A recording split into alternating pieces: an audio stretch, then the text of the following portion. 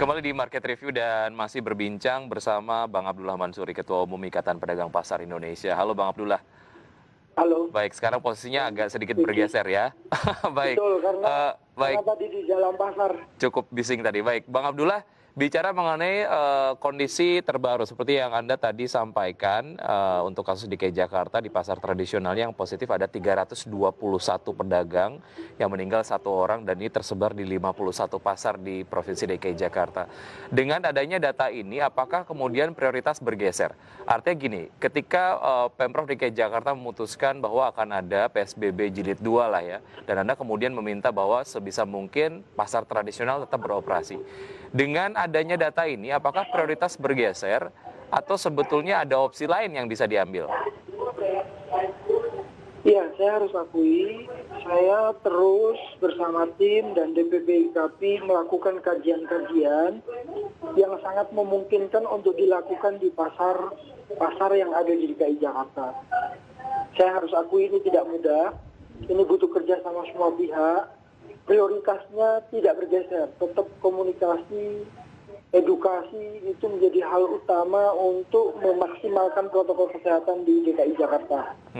Cara apa yang efektif itu akan kami jelaskan, akan kami preview pada minggu depan kemungkinan. Kami sudah sedang melakukan survei di beberapa pasar, melakukan kajian di beberapa pasar di DKI Jakarta untuk menemukan cara dan metode yang paling efektif yang sangat mungkin dilakukan oleh semua pihak di pasar-pasar di DKI Jakarta. Baik, secara evaluasi dari proses edukasi dan pengawasannya di PSBB transisi lalu, apa Bang Abdullah? Ya, masa 6 bulan ini adalah masa yang paling berat bagi pedagang, bagi pengunjung. Masa yang paling berat bagi kami mendapatkan pukulan penurunan omset yang terus terjadi beberapa bulan terakhir. Pukulan berat ini adalah bagian yang cukup sulit bagi kita untuk melakukan protokol kesehatan sebagaimana mestinya. Disiplin pedagang menurun, ya saya akui. Disiplin pengunjung menurun, betul saya akui. Tetapi apakah ini membuat kita jera? Tidak. Cara, metode, komunikasi itu terus kami lakukan. Ketua-ketua blok, ketua-ketua kelompok pasar, ketua-ketua paguyuban terus kami lakukan edukasi agar mereka tidak berhenti, tidak menyerah untuk menjelaskan kepada pedagang, untuk menjelaskan kepada anggota-anggota bloknya, untuk menjelaskan kepada pengunjung yang hadir bahwa kalau pasar ini harus aman dari COVID-19. Caranya bagaimana? Terus gunakan masker, terus jaga jarak, terus persiapkan agar tidak ada sentuhan-sentuhan. Tidak perlu ada komunikasi yang cukup dekat. Yeah. Ini terus kami sampaikan. Kalau menurun saya akui Bang Wiki, ya saya akui menurun disiplin pedagang karena kami jenuh juga 6 bulan terakhir ini.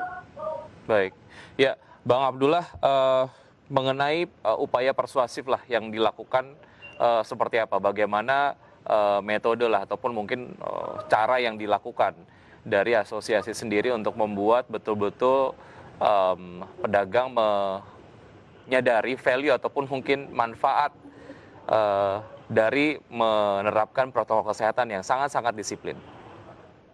Ya, saya sendiri pada kurun waktu 4-5 bulan terakhir ini langsung meminta untuk dimasukkan ke grup-grup pedagang pasar yang ada di tiap-tiap daerah. Saya masuk ke grup-grup WhatsApp semua kelompok-kelompok paguyuban di masing-masing kabupaten. Cukup banyak.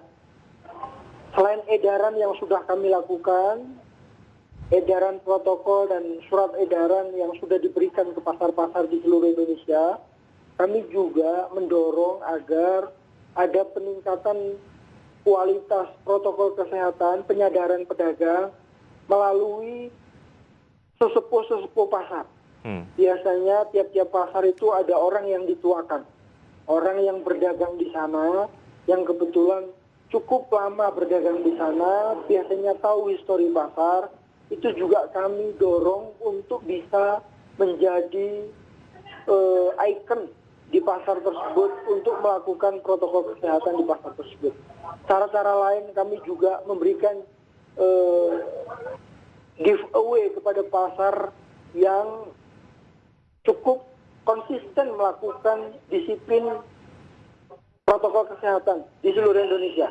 Mungkin kami akan fokuskan ke DKI Jakarta dalam beberapa minggu terakhir agar ini bisa memacu semangat pedagang dan pengunjung serta pengelola pasar untuk bisa terus menjalankan protokol kesehatan dengan baik.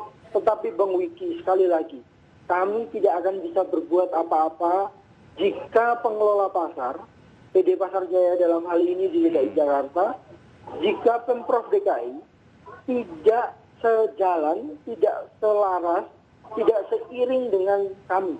Itu tidak akan mungkin bisa terjadi.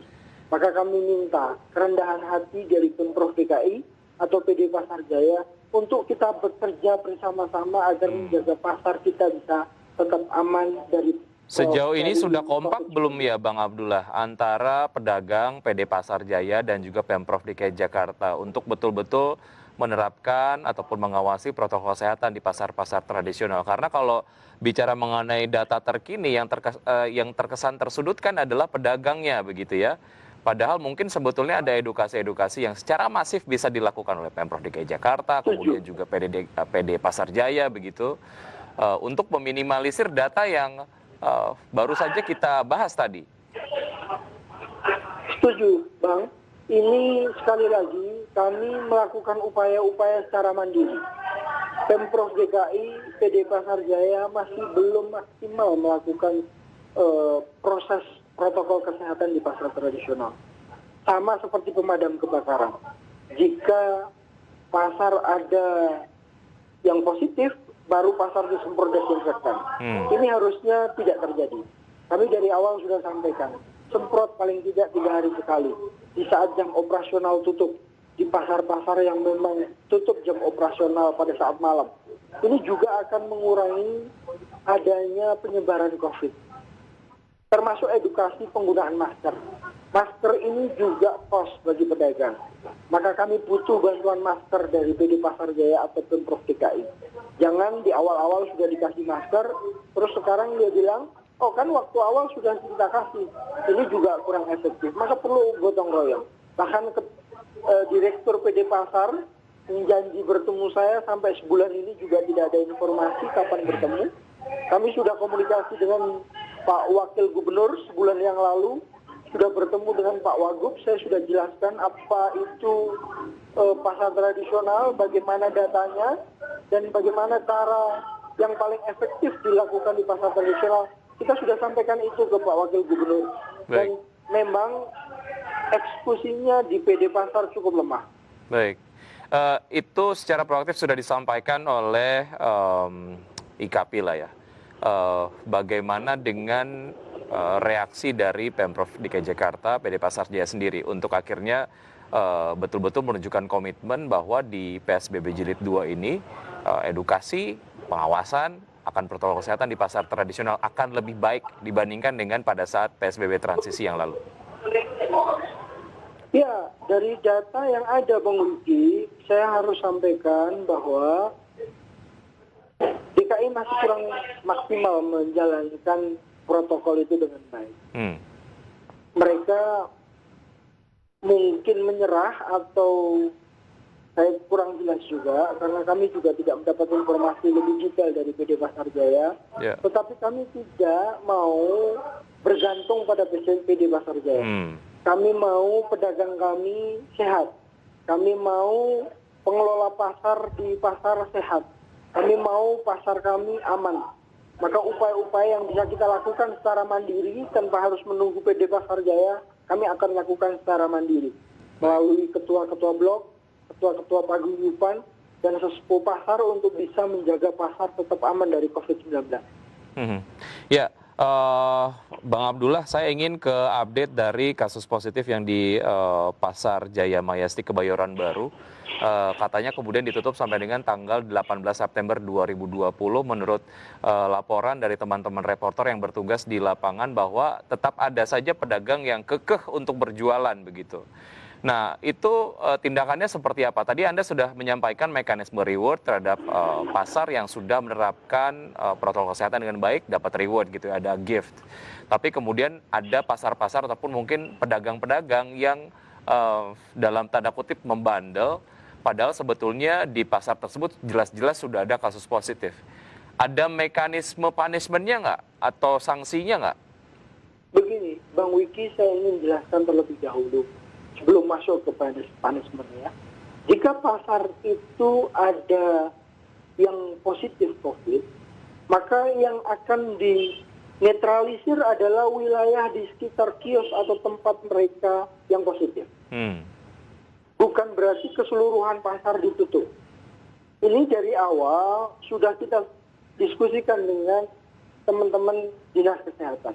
Jika ada satu pasar di blok tertentu yang satu saja orang positif, sedangkan yang lain sudah melakukan swab dan swab itu dinyatakan negatif, maka pasar itu harusnya tidak semuanya ditutup, apalagi berhari-hari. Bang Wiki, saya harus jelaskan.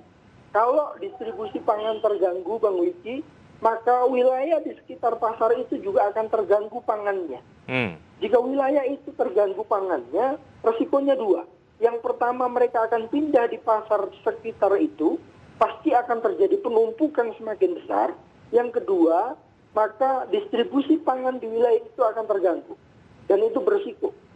Maka daripada kita mengganggu, membuat resiko yang kedua, menimbulkan penyebaran yang lebih besar di pasar yang ada di sekitar pasar COVID itu, kami justru merekomendasikan agar yang dinetralisir adalah pasar yang bloknya dinyatakan ada kasus positif. Itu saja. Artinya pengamanan intens di ring 1 saja begitu ya?